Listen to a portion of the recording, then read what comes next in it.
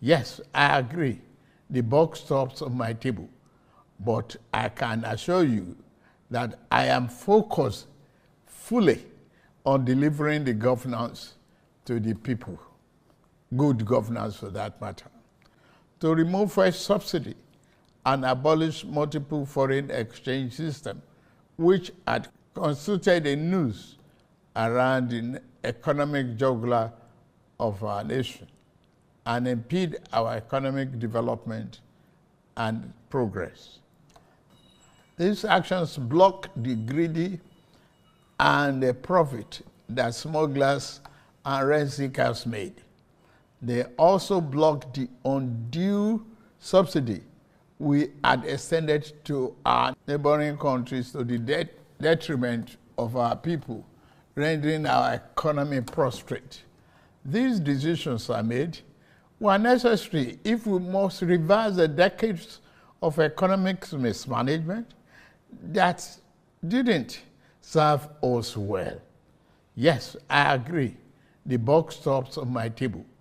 But I can assure you that I am focused fully on delivering the governance to the people. The destruction of facilities in some states and the wanton looting of supermarkets and shops, contrary to the promise of protest organizers that the protest will be peaceful across the country. The destruction of properties set us back as a nation, as scarce resources will be again used to restore them. I commiserate with the families and relations of those who have died in the protest. We must stop further bloodshed, violence, and destruction. As the president of this country, I must ensure public order in line with the constitutional oath to protect the lives and property of every citizen. Our government will not stand idly by and allow a few with a clear political agenda to tear this nation apart. Under the circumstances, I hereby enjoin protesters and the organizers to suspend any further protest and create room for dialogue, which I have always acceded to at the slightest opportunity. Nigeria requires over $500 million since then. Fellow Nigerians, we are a country blessed with both oil and gas resources, but we met a country that had been dependent solely on oil-based petrol, neglecting its gas resources to power the economy. We were also using our hard-earned foreign exchange to pay for and subsidize the use. To address this, we immediately launched our compressed natural gas initiative, CNG, to power our transportation economy and bring us down. This will save over 2 trillion naira a month being used to import PMS and AGO and free up our resources for more investment in healthcare and education. To this end, we'll be distributing 1 million kits of extremely low or no cost to commercial vehicles that transport people and goods and who currently consume 80% of imported PMS and AGO. We have started the distribution of conversion kits and setting up of conversion centers across the country in conjunction with the private sector. We believe that this CNG initiative will reduce transportation costs by approximately 60% and help to curb inflation. Our administration has shown its commitment to the youth by setting up the student loan scheme. To date, 45.6 billion has already been processed for payment to students and their respective institutions. I encourage more of our vibrant youth population to take advantage of this opportunity. We established the Consumer Credit Corporation with over $200 billion to help Nigerians to acquire essential products without the need for immediate cash payment, making life easier for millions of households. This will consequently reduce corruption and eliminate cash and opaque transactions. This week, I ordered the release of an additional 50 billion naira, each for NEL Fund, the student loan, and Credit Corporation for the proceeds of crime recovered by the EFCC. Additionally, we have secured $620 million under the Digital and Creative Enterprises, IDICE, a program to empower our young people, creating millions of IT and technical jobs that will make them globally competitive. This program, including the 3 million technical talents scheme, unfortunately, one of digital centers was vandalized during the protests in Kano. What a shame. In addition, we have introduced the Skill Up Artisans Program, SUPER, the Nigerian Youth Academy, NIA, and the National Youth Talent Export Program, NATEP. Also, more than 570 billion has been released to the 36 states to expand livelihood support to their citizens, while 600,000 nano businesses have benefited from our nano grants.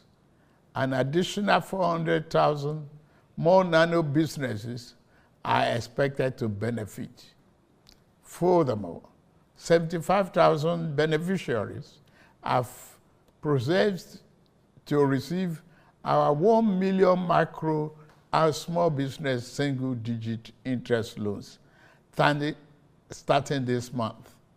We have also built 10 MSME hubs within the past year, created 240,000 jobs through them, and 5 more hubs are in progress, which will be ready by October this year. Payment of 1 billion each also have been made to large manufacturers under our single-digit loan to boost manufacturing output and stimulate growth. I signed the national minimum wage into law last week, and the lowest earning worker will now earn at least 70,000 naira a month. 6 months ago in Kasana, Abuja, I inaugurated the first phase of our ambitious housing initiative, the Renew Hope City and Estate. This project is the first of 6 we have planned across the nation's geopolitical zones. Each of these cities will include a minimum of 1,000 housing units, with Kasana itself set to deliver 3,212 units. In addition to this city project, we are also launching the Renew Hope Estate in every state, each comprising 500 housing units. Our goal is to complete a total of 100,000 housing units over the next 3 years. This initiative is not only about providing homes, but also about creating thousands of jobs across the nation, as well as stimulating economic growth. We are providing incentives to farmers to increase food production at affordable prices. I have directed that tariffs and other import duties should be removed on rice, wheat, maize, sorghum, and drugs, and other pharmaceutical medical supplies for the next 6 months, in the first instance, to help drive down the prices. I have been meeting with our governors and key ministers to accelerate food production. We've distributed fertilizers. Our target is to cultivate more than 10 million hectares of land to grow what we eat.